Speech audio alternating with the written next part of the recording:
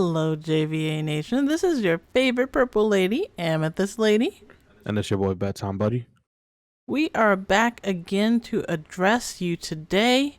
We have a real treat for you. What we're going to do is we're going to do a matchup chart for our respective characters that we play in Crucible. Yep. So for me, that's gonna be Shakirri, and for her, that's gonna be Bugg. So the way that we're gonna spread this thing out is even fight is well, it's gonna be pretty straightforward. So even fight is gonna be even battle. We're just gonna drag the character into the slot that we feel like they belong in per the matchup. If it's slightly in our favor, we're gonna call that applying Das Boot. This is a fighting game reference, by the way. If it's heavily in our favor, then we're gonna say that we have the high ground. Obviously, you guys already know what that is. If it's slightly not in our favor, then you got to call the homies. And if it's a horrible matchup, then it's run for your life. Just get the heck out of Dodge. All right. All right. So who's going to start? You want me to start? You start? All right. So we're gonna pick a character here. So the first character I'm seeing here at the bottom is a Jonah. So let's go ahead and put a Jonah where you feel like she belongs per the matchup, and then you can fire off first why you feel like a Jonah is in that slot per the matchup, okay? Okay. Sounds good. All right, so I'm going to go ahead and drag a Jonah right on over here to the high ground. All right. I am going to drag a Jonah to run for your life. I'm thinking of this from the highest level of these characters being played. AJ is going to repeatedly shoot Bugg in the head, and it's not going to be a fun time. So, yeah, I'm going to run for my life on that one. All right. I'm gonna say that for Shakirri, we have the high ground against a Jonah because we're able to silence her and then trap her in the bubble, and they really start to scramble to try to get that hook off, and it's just not a good look. And we're able to run her down with our shield pretty effectively, so long as you get the flank just right. It's a really bad time for a Jonah. So, and once we get that sword going inside of that bubble, she just kind of melts in there. So I say that is a really bad matchup, and we have the high ground. Okay. All right. All right. So who do we got next? Well, next it's showing for me Bugg. Okay, so we'll go to Bugg. All right. So we're going to go ahead and put Bugg where we think. Okay. And for me, I'm going to say it's an even battle. For me, it is run for your daggone life. Why do you say run for your life? So for me, it's run for your life because, well, Bugg is a terror. It takes 3 shots to destroy armored flowers. It takes 2 shots to destroy flowers. So depending on what perks you have, that could be half of your clip. And because you don't have that much mobility, Bugg is just so effective at flying over your head and putting the vulnerable down, like pinning you down in the flowers. Whenever you commit to the battle, if you don't know where the Bugg is, it's going to be a bad time because you might be jumping into a bed of flowers. Sometimes you could trap Bugg in the dome and you still get beat up because there's a bed of flowers. They put the vulnerable down and they leave you in there. Yep. Or it's just a bad time. Like, you can't run from this thing. You can't chase this thing. If you try to ambush it with Disruptive Strike, it might just so happen to hover at that last second. Now it's not on the floor anymore, so it didn't get hit with Disruptive Strike. It's just a mess. This thing is a nightmare. This thing is absolutely terrifying. That's the Bugg dream, but I'm sorry. I'll not be evil. Let's keep moving on. Okay. All right. Who do we got next? So the next one that I'm seeing is Drac. All right. So let's go ahead and drag Drac. I'm going to say that I have the high ground. Against Drac? Yes. All right. I'm going to put Drac in Run for Your Life. Oh.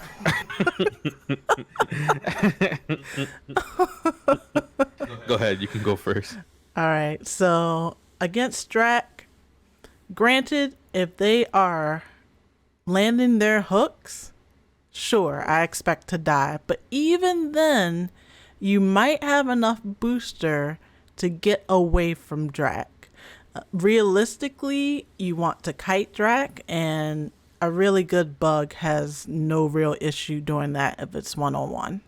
You can even juke the hook. So I'm gonna say we have the high ground. Go ahead, engage, and usually they'll try to disengage you because they just get frustrated. It's kind of like trying to swat a fly out the air that can actually plant flowers and kill you. Such a bad time. Yeah, I would think that Drac also has that issue with fighting things that are up in the air. But for me, if I see Drac and he's halfway across the map, it's already a terrifying experience. Before he even begins to dash in my direction, it's that bad. Oh my goodness. Basically, even if you have a Drac on your team, whenever you hear the clank of this guy's axe, it still makes you jump. You're like, oh my god, where's Drac? Because you know that even though you have one on your team, it's still terrifying because you think he's like on your back somewhere about to beat you down. He's way more mobile. You can't run away from him. When he's in your face, he does more damage than you. If you shoot him on the way in, he's gonna get the health back when he gets to you. But you have to play it so well just to have a chance. You have to shoot him on his way in, land at least 2 or 3 headshots. Then you have to switch to the shield to block the lifesteal attack. Then you have to like wall him off and dip in and shoot him or hit him every now and then. While he's stuck in the bubble, he's gonna hack down the bubble. Or if you try to trap him in the bubble, he's just gonna start spinning, and that's a bad time. It's just tough. You can't run from him. You can't run him down. You have to shoot him, but he can get in your face in 0.2 seconds. And once he's there, he's not gonna like not be in your face, doing massive damage and bleed and spin and stun, and it's just so bad. It's so bad. All right. Well, that's you poor thing. Oh, I couldn't imagine. It's bad. I don't know which one is bad. Which one is worse between the Drac and the Bugg, but if the enemy team has both of them, it's just a nightmare. It's just tough. All right. Well, you've got an ally Bugg, but so luckily, hopefully, I can help with that most times. But let's move on. Who do we got next? We have. All right. So we have Earl. Okay. So let's go ahead and slide Earl right where we want him. I'm going to say call the homies.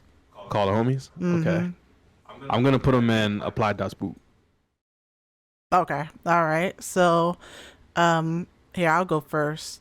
I need the homies to help me out because his string of fire can stop my approach.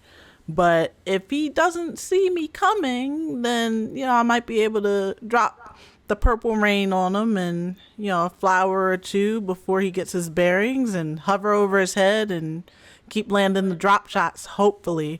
And if it's really bad for him, then he'll disengage. If he already disengaged, then or if he already used his rocket boost getaway thing. So he's there and it's one of those situations where he doesn't know that you're about to jump him, then that's better, but you still should probably have some help.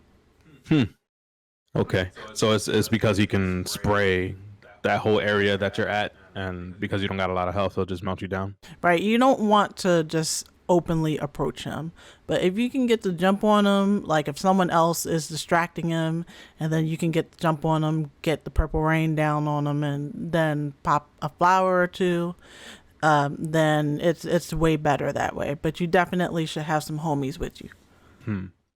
Well, for me, Earl has a hard time keeping Shakirri out. Shakirri's really good at separating him from his team, and she can circle him with the sword, and he has a hard time applying his damage. So typically what happens is they have to do the rocket boost to kind of push her back. But at that point, she can just start blocking the shots and get right back in his face, and then he doesn't have a way out. And she can save her barrier or her force dome for when he tries to rocket fuel out.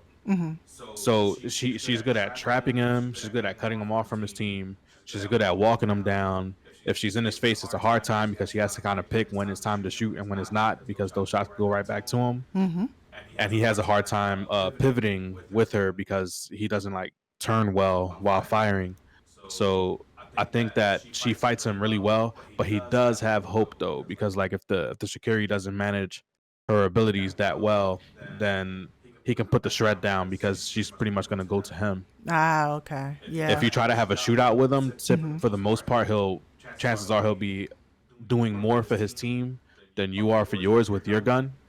But the ability to just disrupt what he's trying to contribute is just so valuable. So I think that Shakirri has the slight advantage here. And if she sees him and there's not a more valuable target nearby and available, then she should just go apply Das Boot. Okay. All right. Sounds good. All right. So is it on me or is it on you? It's on you. All right. The next person I have here is Mendoza. Forrest Gump. Okay. All right.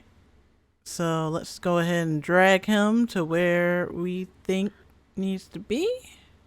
Okay. So for me, Mr. Track Meet Mendoza is going to go in. Actually, this is kind of tough. I'm going to put him in even battle. Really? Yeah. Oh, wow. I'm going to say run for your life. Is it my turn to go first? Yeah, I think it's my turn to go first. All right. So I'm going to say even battle. I was thinking about putting him in Apply Das Boot, but the thing is, Mendoza, if you trap Mendoza, he can run around the bubble and make it really difficult for Shakirri to like keep the damage on him. Or he can flash you, and if he flashes you, then you just can't see anything. And if he puts the turret on you while you're flashed, you can die very fast to that inside of your own force dome. That said, I've noticed lately a lot of the Mendozas haven't been taking the turret. So when you trap them, all they really do is try to flash you and then run. So you can kind of step out of the dome and then step back in the dome and play it like that. He has a hard time when she silences him, but the dude starts running, and like I call him Track Meet Mendoza because you can't catch up to him. He just keeps on going. This guy never runs out of breath. This guy is like Usain Bolt. Yeah. So you have to kind of switch to the pistol, and then Shakirri runs really slow when she has the pistol. So you can kind of get distance, and then he can turn around and start shooting you. And I think it's an even battle. He has pretty good damage. If you guys are both at full health, you want to get the jump on him. You can run him down with the shield the way that you could with Earl, but he doesn't have to like commit into his positioning as hard as Earl does. So he could just reposition while you have your shield up and then shoot you later. So I think it's a pretty even battle with Mendoza. All right. Well, I'm going to run for my life because even though there have been Mendozas lately that have not been using the turret as much, even still, if he has the ability to shoot, it's very hard. Like just having the barrier is something that can attract the attention of your flowers. So one flower can pretty much become dedicated to that turret, or not the turret, the barrier, whether it has a turret or not. So that kind of hurts, even though you do have two more. But another thing is that he can run out of the range of your dust and your flowers. He can reposition really well. He can disengage. He can come right back if he wants to and finish you off. It's just he can be pretty obnoxious to have to deal with. So I wouldn't even call the homies too much. You would just get the heck out of there. I would just try to get out of there and plant some flowers, and if he wants to run into them, cool, but more than likely he's not gonna run into them. He'll run around and still have time to try to take some shots at you. So I'm gonna run for my life. All right, so who we got next? All right. So next is Rahi and Brother.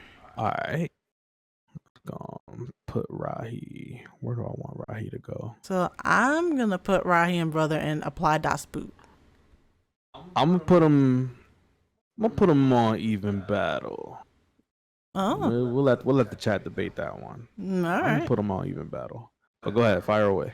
All right. So Rahi and Brother with the way that the damage is applied, the beam has to stay on you for the best damage to be applied along with the haymaker. So you can pretty much kind of flit around and juke around to make it hard for them to keep tracking on you. Yeah. And while they're working so much harder to keep their tracking on you and get the damage off and try to line up for a haymaker, like they pretty much have to sneak you to get the haymaker off. You can just toss some flowers and, you know, leave him to deal with it if you really want. Granted, he does have his floaty jump and his movement speed was increased, but and he does have the teleport. But if he disengages you, it's like, okay, He's just gonna go kill his friends. that it's like, all right, one less person to have to deal with. Yeah. So and it's even worse if you know where he set up, like where he set up his homie to get him out. Yeah. Like that's even worse. Sometimes I've even crop dusted the homie, so he goes back in. That's just mean. The guy teleports to being vulnerable and taking extra damage with flowers. Jesus Christ. So yeah, I'm gonna apply Das Boot to this guy. All right. Well, for me, it's all about blocking the Snuffagus. If you block the Snuffagus, then you can kind of like beat him up a little bit, and you can like kite him and then beat him up, or you could trap him and slice him up. Like you kind of have your pick of the litter with the guy. Mm-hmm. But he does have some things he could do though. Like if he manages to punch you and get range, and get the life lead, then now you have to run because you're not going to be able to return that damage against how much health he has. Mm-hmm. He has the ability to teleport out of the Force Dome, which is really annoying. So sometimes like you might gank him and he might still get away, and now you're on this long cooldown. But overall, I think it's just a matter of like Kiri doesn't do like so much damage to those type of bodies, but she has the maneuverability to put the silence down and stop his mobility and like like keep the consistent damage on him and all that stuff and get him to commit to leaving. And if you make him leave, then you can kind of like then turn the battle around and start helping out your friends better. And she's good at like if he does escape, if she kind of knows where he went, she can kind of pick off that last bit of damage with the gun. So I think they both have their advantages in the match. So I'm gonna just go ahead and call that one even. Okay. All right. All right. So next up, I've got here Suzanne. All right, Suzanne. So I'm going to place her where I think I might need to call the homies on her. Oh, word. Okay. So I'm going to put her on the high ground. I say I have the high ground. Oh, okay. Oh, Suzanne. All right. Well, here I'll go ahead and explain my reasoning for calling the homies. Okay. She is slippery. She is so slippery, and I am very afraid of the shotgun. The shotgun is just not fun to have to deal with. I see her switch to it, and I'm out. Like, the homies can deal with her, and then I'll come back once she has the reload. But I don't want to be anywhere near her when she's doing the shotgun, and it can lead to a chase that I don't want to have to commit to. Yeah. And chasing her can end up just not in your favor. Like, she could go to allies, she could go and hide and then come back on you. Like, I'm gonna call the homies just to be sure. All right. For me with Suzanne, I just feel like the Force Dome just cuts off her kit. You can wait until you want to see her commit a dash and then hit her with disrupting strike afterwards to guarantee the lockdown. Just like I was saying with Earl, that you could separate her from her team really easy by trapping her. Just so long as you can get to her, and like reflecting a shotgun blast is just so bad for her. Like the bullet speed returns to her so fast that it almost always hits, especially from the range that she wants to be at. And you could really get a significant life lead inside of the dome, and she doesn't have like that grenade that Mendoza has, or like some smoke or something to kind of like disorient you inside the dome. All she could really do is try to dash in there, but it's just hard. It's just hard for her to deal with that type of pressure, and she doesn't have the life pool either to take so many of those sword swipes. So I think that Shakirri has a significant advantage in a one-on-one fight and in a team fight against Suzanne, especially if she's not well positioned. All right. Yeah. Okay. Cool. Right. So who we got next? Next, we have your girl Shakirri. All right. So that's an automatic 5-5 for me. So yeah, I have the high ground. Oh boy. Oh man, let me tell you, that's food. Like, it is so much fun to fight her, especially if I'm fighting her in her bubble. Oh, Christ. Let the games begin. It's supposed to be an advantage, for crying out loud. What the heck? It's a squishy bug with like 700 health. Like, what's going on here? That can fly to the top of the dome. It's like, great, you used the dome on me. That's perfect. It's just you and me. Well, we're about to dance. I can't. But yeah, nightmare. It's really bad. I can crop dust you. And then when they break the dome, then you're pretty much taking so much more damage. If they focus you, I can put down a flower. I don't even have to crop dust you if I don't want to. I can just put a flower down and it's attacking you, not me. So look, I'm just glad this ain't a fighting game, because we would have been having some domestic problems in here. We would have been throwing plates, controllers, water bottles, you name it. Oh goodness. Of course he's joking, by the way. Yeah. He's joking, but yeah, it's so funny. It's such a funny matchup. I have the high ground. I laugh every time. She literally has the high ground. Literally. This is ridiculous. Anyways, getting off that subject ASAP. Next up, we got Summer. Okay. All right. So, where do you put Summer? I'm going to put Summer in Call the Homies. All right. I'm going to put Summer in Apply Das Boot. Okay. So, the reason why I have Summer in Call the Homies is because she has too much consistent damage. You can't bounce back the flame. The fireball toss is like, you got to be really on your A game to bounce that thing back. Mm-hmm. I mean, you can trap her to some degree, but she can burn you and the dome at the same time. If you're running from her, she can burn the dome and you at the same time anyway. Oh. The spin, God forbid, you put her in the dome and she does the spin. It just leave. Like, put her in the dome and leave. That's the best option that you have when you put her in the dome. And silencing her is cool, but she has a really big health pool, so like she'll just take that 1.5 silence and just return the damage back. Like, it just sucks. And you can't chase her. Like, you're not going to chase her. She's gone. If she wants to leave, she's gone. And if you catch her, she might kill you because you put the dome on her and she murked you. So I'm not gonna say it's hopeless. I have won the one-on-one, but it's usually because they didn't manage their cooldowns well or something like that. Or I just worked like insanely hard. So, yeah. All right. Well, I said Apply Das Boot because I want her to overheat.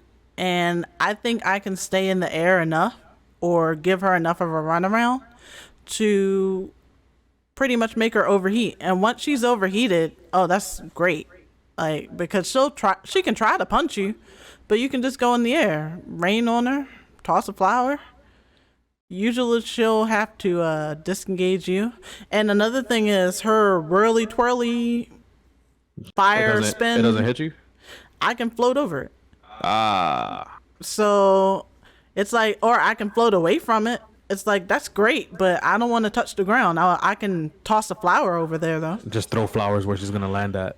Jesus Christ, the premium of playing Bugg. So with Just so that, y'all know, our group feels like, I mean, minus AmethystLady, of course, but our group feels like the Bugg is just such a bad experience. The other player we play with on Mega Strife plays Drac, so you could already imagine. yeah, you can imagine, and you can imagine all the flack I hear. But you know what? They have a Bugg in their corner. I am the love bug. I spread love and protect my allies. So with that being said, we have one more, which is Tosca. Yep. Where do I want to put Tosca? I'm going to say that Tosca for me is even. I'm going to say even battle as well. Really? Yeah. All right. Why do you say it's even? So with Tosca, you have a small health pool. You can fight Tosca from both ranges. With the gun, the headshots hurt Tosca really bad. Like, really, really bad. But obviously Tosca has the mobility. So, and like the ease of access damage, right? Like you just spray 7 blap, blap, blap, blap, and then move. And the Tosca can drop Shakirri before Shakirri even knows what happened. But at the same time, if the Shakirri flanked the Tosca, then the Shakirri could put down like 300 damage before the Tosca even knows or is able to do anything. So like if Tosca doesn't see you coming, you land Disruptive Strike and 2 slashes, that's already like, I think that's around 280-ish, somewhere around there, depending on what perk you have. And Tosca starts, I think, at like 600. So that's a lot of damage. Unfortunately, you can't silence and then force dome Tosca before Tosca could dash out. So you really, to trap Tosca in a force dome is really, really difficult. You have to like flank the Tosca with the force dome first before you even go for the disrupting strike. Because if you silence them, they're going to be spamming the dash. If you're just squared up one-on-one, just face to face, you can reflect some of those shotgun blasts. So the Tosca has to be selective about when they start to blast at the Shakirri. And the Shakirri could also use Force Dome Disengage on the Tosca and force the Tosca to use a clip just to take down the dome.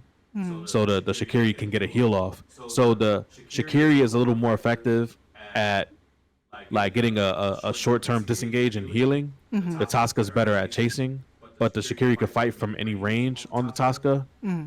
And it seems like really one of the worst positions to be in against the Tosca is when you force dome it, and then the Tosca puts the smoke, or if you're slashing the Tosca and then they put the smoke and you don't know which way they went. Then they get a couple cheap shots off, but once you relocate them, then you're right back in there and having a fighting chance again, as long as you don't eat a whole clip. So I think it's pretty even. I just think Tosca is stronger than Shakirri, but I think overall their encounter with each other could go either way. All right. Well, I said that it's even because pretty much it can go either way with Bugg as well. We both annoy each other. Especially one of the most annoying things to Tosca players that I know is they put down the cloud of smoke and then you toss a flower in there and the flower still fries them. I get joy in it. Toscas do not. And yeah, aside from that, Bugg can pretty much zone Tosca to the point where Tosca can exhaust the blinks and then become like a sitting duck for your teammates. But then again, Tosca can just, spray you and you don't have a whole lot of life as Bugg. Granted, you can do your shield burst, but if you're being chased by Tosca, then a lot of the time you might not make it out. And that's just based on not the mobility, but pretty much the persistent damage over time that you Yeah. would take. So we annoy each other, but it's usually a fun battle, and that's pretty much the gist of why I'm saying it's even. All right. Well, this is our matchup spread video slash picture slash however you found this thing. We might get into doing some tier lists and stuff like that over the coming days, weeks, etc. So make sure you guys subscribe and stay tuned and let us know what you guys think about our placings and all of that stuff in the comments down below or on the Reddit or wherever the heck you guys found this video. Mm-hmm. So we're looking forward to hearing back from you guys and seeing what you guys think about these matchups, or maybe if you guys play some of the other characters and you'll have some nuances that y'all like to use against our characters to help sway the matchup in your favor, or why you hate a certain matchup so bad. We want to hear all of it. So make sure you share all of that with us. And lady, have you got anything that you want to say before we drop this thing? Thank you all so much for watching. Make sure you subscribe. Thumbs up the video if you liked it, and click the notification bell so you don't miss any content on this channel. All right, so we're done with this one. All right. I'm your girl, AmethystLady. Your main man, Bedtime Buddy. And we are out. Peace. Bye.